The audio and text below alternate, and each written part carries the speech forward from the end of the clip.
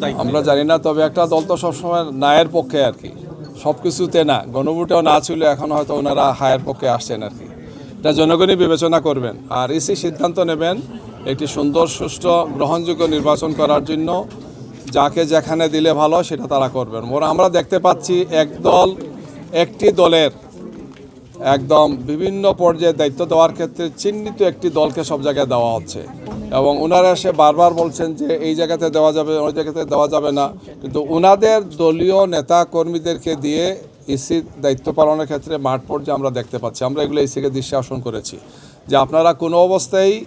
এইদিকে হেলবেন না, ওইদিকে হেলবেন না, আপনারা একদম মাঝামাঝি থেকে আপনারা দায়িত্ব পালন করেন, নাইলে এই নির্বাচন নিয়ে প্রশ্ন দেখা দেবে।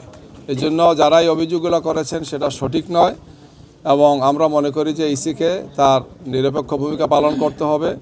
এবং নির্বাচনকে সুষ্ঠু করার জন্যে তারা অবশ্যই আরপিও এবং